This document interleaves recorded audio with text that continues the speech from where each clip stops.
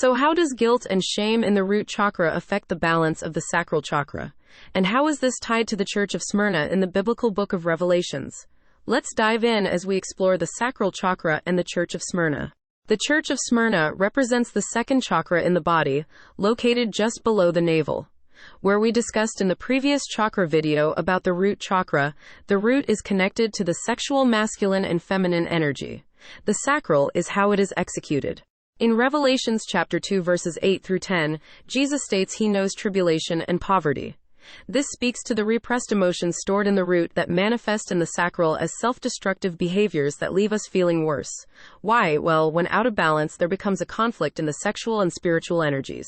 Where a lot of people, church folks, and religious groups get this wrong is that they believe and enforce that the sexual energy is to be repressed and avoided even further, when in reality, that's just silly and actually quite harmful.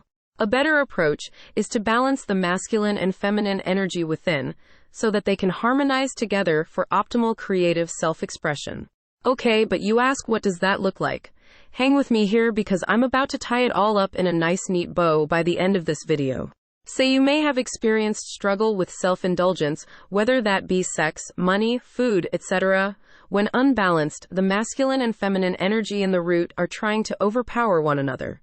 This could look like a constant fight with yourself.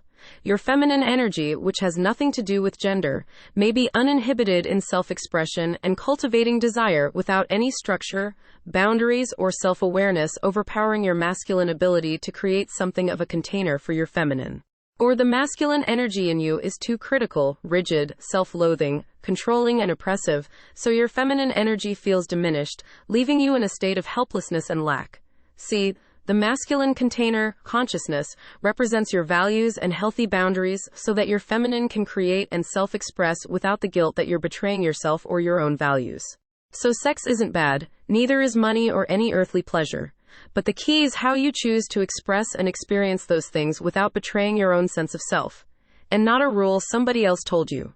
However, to know your sense of self, it takes time to learn what it is you value. What are your needs and expectations around sex, money, and pleasure? Start asking yourself these questions with curiosity and non-judgment. So when we stop abusing the expression of our sacral chakra, whether that be overindulgence or repression, we can start to bring more balance into the body. This has a domino effect. The root can now work in harmony with the sacral. Just as the masculine and feminine energy within your root can work together to express healthily up to the sacral. And the sexual energy can continue to flow, but now on a conscious spiritual frequency. This, my friends, is balance. See, I told you I would sum it all up. But wait, I have more. When Jesus states in Revelations that the devil is casting Smyrna into a prison, this is symbolic for how Smyrna, the sacral chakra, is imprisoned by Satan, our ego. Because the ego keeps us imprisoned until the body and spiritual body are brought back into balance.